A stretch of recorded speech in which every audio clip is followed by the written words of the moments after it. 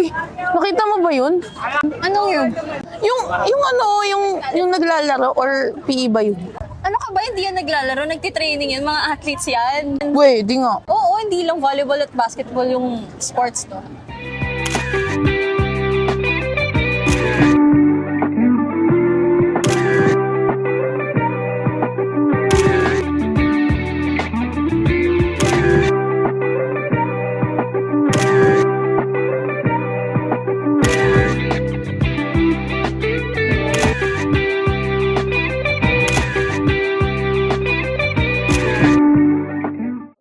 Hi guys! Hi, So today, guys. ano ba ano ba yan? Okay, anyway.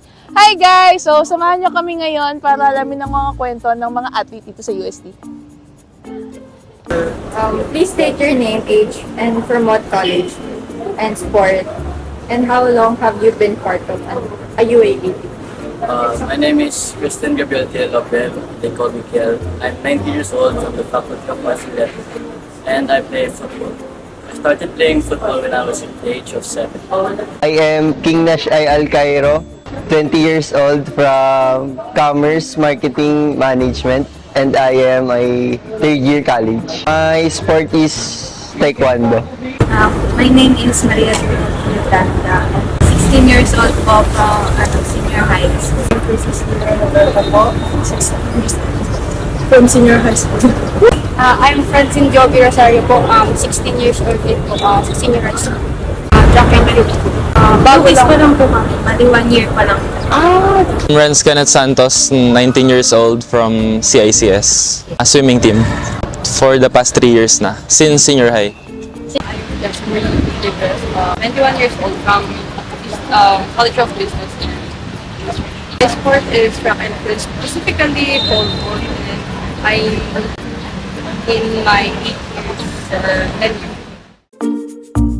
Hindi ko na matandaan pero grade 3, tas nag-stop ako ng 1 year, tas grade 5 until now, naglalangoy na ako.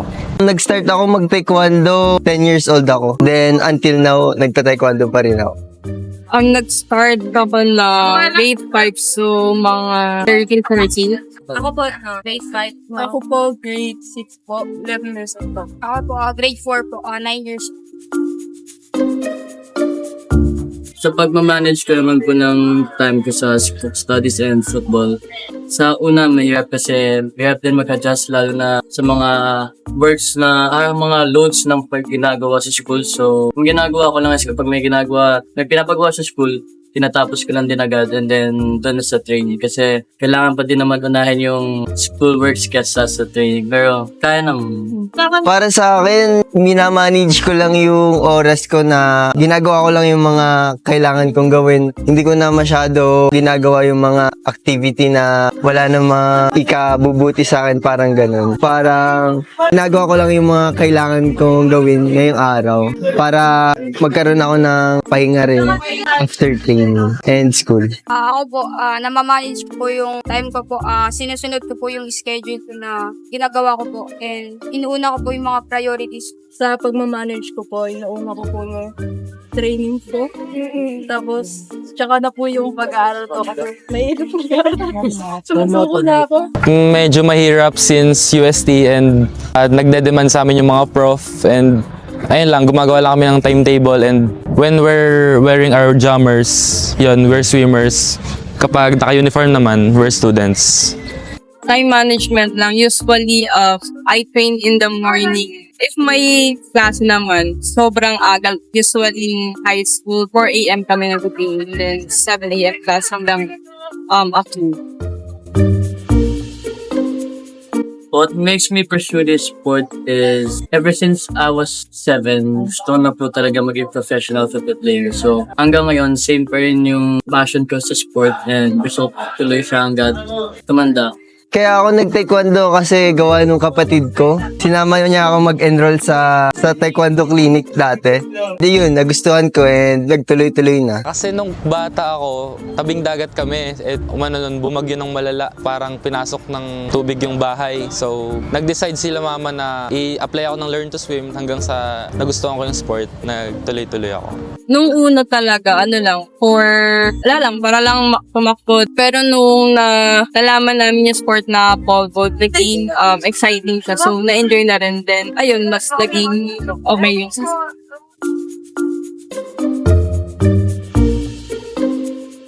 si Kuya EJ Obiena. Kasama namin siya sa Taiwan last week. We admire hardships na napagdaanan niya and madami rin naman siyang na-share sa amin. So, thankful kami kasi nag-boom yung sport na athletics and pole vault. Look up to Lamine Yamal. He plays for Barcelona. He's from Spain and he's 17 years old. He's a professional football player. Ang para sa akin yung coach ko, assistant coach namin dito sa UST, si Rodolfo Reyes Jr. Kilala siya sa Taekwondo. Si Kuya EJ Obiena po. Dito po siya nag-aaral. Engineering siya dito? Opo, yung pole vaulter po.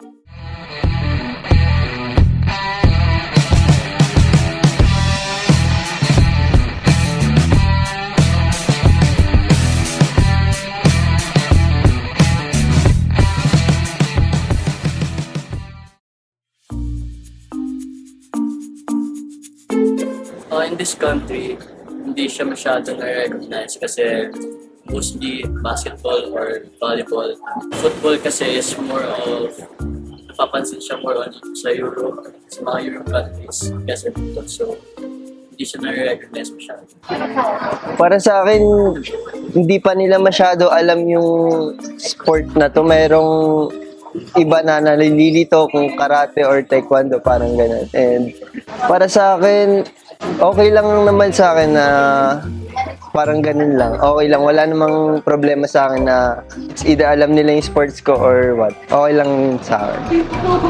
Don't think so if i-compare natin siya dun sa mga mainstream na sports, just like yung mga nate-televise, which is basketball and volleyball. So, yeah. Actually, okay naman, pero if we're gonna compare it, hindi siya ganun ka-televised. Yeah. I think no, because walang masyado televised. Usually, more on, lang kami, like live, sa Facebook, hindi talaga nare-recognize yung mga athletes na nag-improve sa specific events.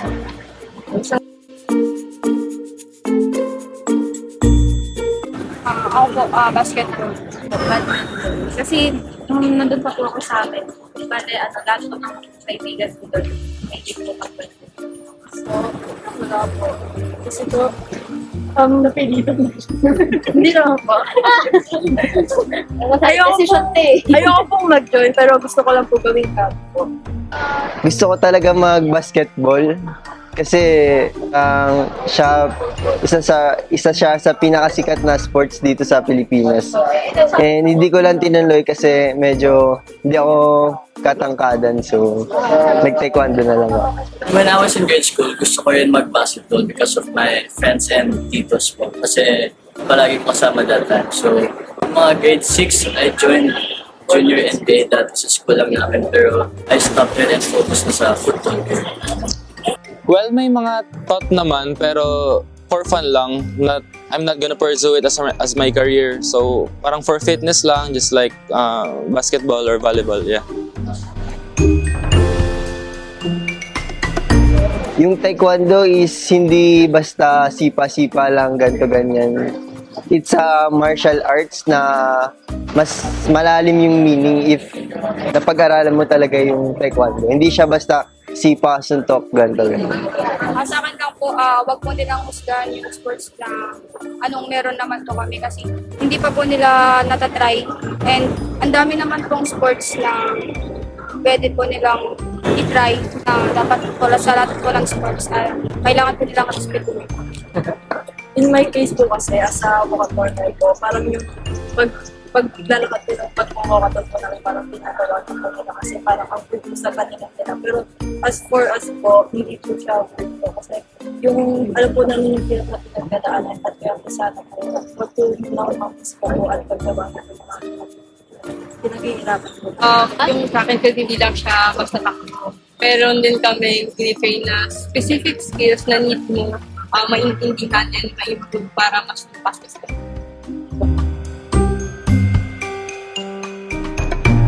Mentally, I always listen to music before training or games, and I I pray. Preparation is a key factor in competing. So, nag-training kami for 1 whole year and ayun, yung recovery and yung discipline namin as a student athlete na we have a job to do. Parang ano po, kinakausap ko naman yung sarili ko. Tapos nagpipray din po. Basta, Ayun po, trust God.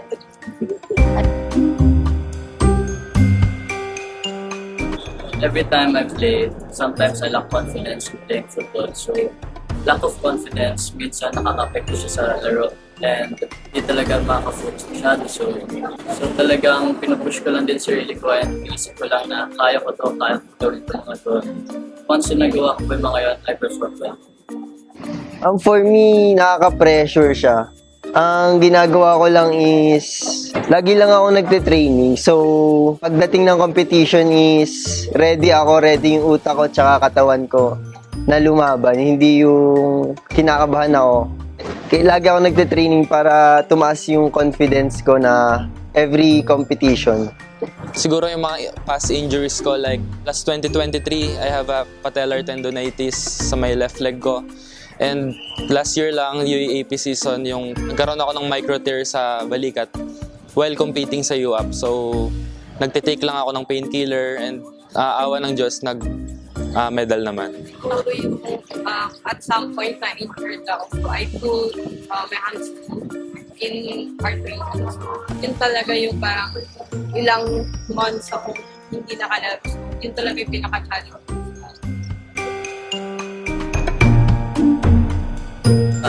My advice is just keep going and eventually football will be more recognized in this country. Mag-training lang kayo palagi and maganda tong sports na to, marami kang matututunan outside and inside the court. And hindi lang to basta sport na nilalaro. Marami rin tong naambag in our daily life. sa gusto pong mag-try po ng sports po namin. Pilay lang po nila training po ng training. Sumunod po sila sa coach po nila. Huwag po silang sumunod. Tiwala po sila sa sarili po nila na kaya po ginagawa po. Then don't be afraid to do something that you didn't start. You can get some inspiration and motivation to other people na hindi mo makakatulong talaga, and kaya naman kung gugustuhin mo.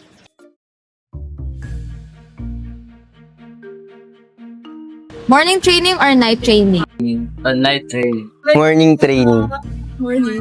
Morning. Morning training. So, go to meal after a game. Steak. McDo. Rice. Chicken. Chicken.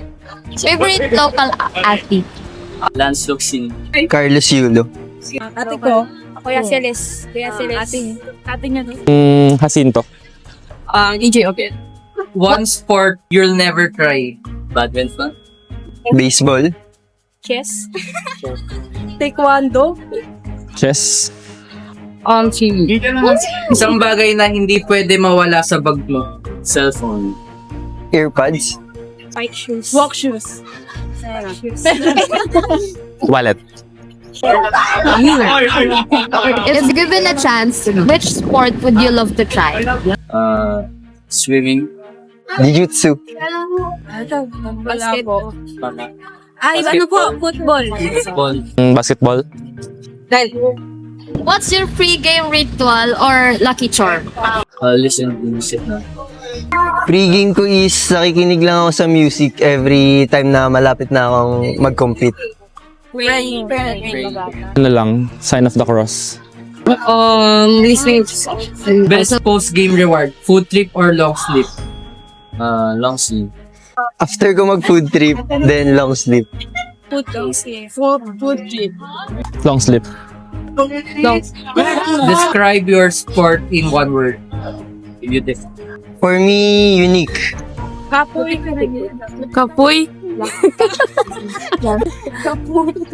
Sige, kapoy na lang din. Challenging. As we wrap up this episode, hope we've shed light on the incredible talent beyond the spotlight. UST is home for athletes who pour their heart out into their sport. Even without the same level of attention, they train just as hard, Compete just as fiercely, and deserve to be seen.